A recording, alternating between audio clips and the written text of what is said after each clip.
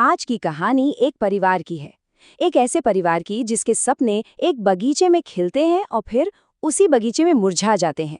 ये कहानी उम्मीद और नाउम्मीदी के बीच के उस फासले को दिखाती है जिसे तय करने में बस एक पल लगता है।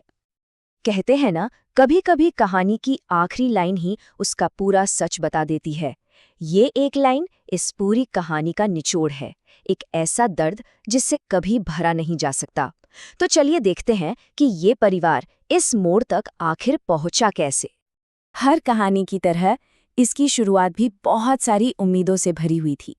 एक नया शहर, एक नया घर, एक नया अध्याय। बात है मुखर्जी दंपत्ति की, जो अपनी जिंदगी के आखिरी दौर में एक बड़ा फैसला लेते हैं। वो अपना सब कुछ समेटकर बैंगलोर आ जाते हैं, अपने इकलौते बेटे अरिजीत के साथ एक नई जिंदगी शुरू करने के लिए। बस एक ही सपना था कि अब पूरा परिवार एक साथ एक ही छत के नीचे रहेगा। और बैंगलोर में उनका नया घर, उनकी नई जिंदगी एकदम सपनों जैसी थी। बेटा एक मल्टीनेशनल कंपनी में अच्छी नौकरी कर रहा था, रहने के लिए 2 मंजिला इमारत में ग्राउंड फ्लोर का घर मिल गया था। और सबसे अच्छी बात, घर के ठीक सामने एक छोटा सा प्यारा सा बगीचा था। यही बगीचा उनकी आने वाली खुशियों का गवाह बनने वाला था। और इसी घर में बहुत जल्द एक बड़ी खुशखबरी आने वाली थी, और इस खुशी को सेलिब्रेट करने का तरीका भी बहुत ही खास था। हुआ ये कि अरिजीत को प्रमोशन मिल गया, जूनियर एग्जीक्यूटिव बन गया था वो। माता पिता के लिए इससे बड़ी खुशी और क्या हो सकती थी।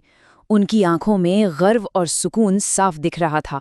ऐसा लग रहा था मानो जिंदगी ने उन्हें वो सब कुछ दे दिया हो जिसका उन्होंने सपना देखा था। तो इस खुशी को हमेशा के लिए यादगार बनाने के लिए परिवार ने एक बहुत ही प्यारा काम किया। उन्होंने मिलकर उस छोटे से बगीचे में 2 पौधे लगाए। ये सिर्फ पौधे नहीं थे, ये उनका अपनी खुशी और भगवान के प्रति आभार जताने का तरीका था। पिताजी ने पौधे लगाते हुए कहा था, हम तुम्हारी सफलता के लिए आभार के प्रतीक के रूप में इन्हें लगा रहे हैं। मतलब उनके लिए ये सिर्फ पौधे लगाना नहीं था, ये एक तरह की पूजा थी, प्रकृति के जरिए ईश्वर को धन्यवाद कहने का एक तरीका। और ये पौधे भी कोई ऐसे वैसे नहीं थे, इनमें भी पूरे परिवार का प्यार बसा था।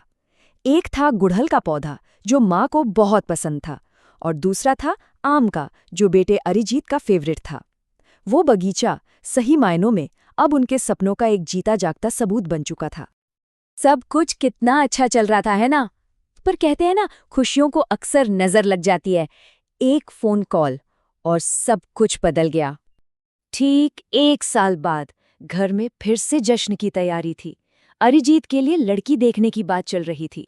पूरा परिवार सज धज कर उसका इंतजार कर रहा था। उन्हें क्या पता था कि ये इंतजार कभी खत्म ही नहीं होगा। ये वो आखिरी पल थे जब सब कुछ नॉर्मल था। पिता का अपने बेटे के लिए चिंता भरा ये सवाल ठीक उस लम्हे से पहले का है जब उनकी दुनिया हमेशा के लिए बदलने वाली थी। और फिर वो फोन कॉल आया। दूसरी तरफ से आवाज आई, मिस्टर अरिजीत का एक्सीडेंट हो गया है, उनकी हालत बहुत गंभीर है, प्लीज जल्दी आ जाइए। एक पल में घर की सारी खुशियां मातम में बदल गई। इसके बाद जो कुछ भी हुआ वो एक बुरे सपने जैसा था, एक ऐसा नुकसान जिसकी भरपाई करना नामुमकिन था। 4 घंटे उनकी जिंदगी के सबसे भारी, सबसे मुश्किल घंटे थे। उम्मीद और डर के बीच झूलते हुए उन्होंने ये 4 घंटे अस्पताल में काटे। और आखिरकार वो खबर आई जिसने उनकी दुनिया ही उजाड़ दी। डॉक्टरों की लाख कोशिशों के बावजूद अरिजीत को नहीं बचाया जा सका।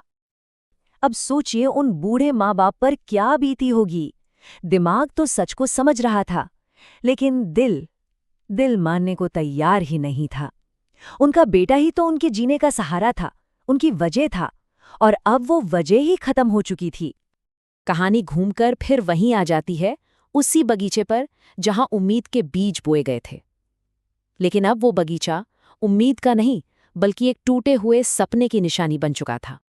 श्रीमती मुखर्जी बस यही सोच रही थीं कि उन्होंने सिर्फ अपना बेटा नहीं खोया है, इस हादसे ने उनसे उनका भविष्य छीन लिया, वो घर छीन लिया, और साथ में वो बगीचा भी छीन लिया जिसमें उनका वो गुड़हल और आम का पेड़ था। सब कुछ चला जाएगा। तो ये पूरी कहानी बस 1 साल में सिमट कर रह गई। एक नई उम्मीदों भरी शुरुआत, फिर खुशियों का वो पल जब पौधे लगाए गए, और आखिर में एक भयानक एक्सीडेंट, जिसके बाद वो टूटे दिल से बैंगलोर छोड़कर चले गए। और हम वापस वहीं आ जाते हैं जहां से हमने शुरुआत की थी, इस एक लाइन पर कि कुछ नुकसान की भरपाई कभी नहीं हो सकती। ये कहानी हमें बस यही याद दिलाती है कि कुछ जख्म ऐसे होते हैं जिन्हें वक्त भी नहीं भर पाता, वो बस हमेशा के लिए हमारे साथ रह जाते हैं।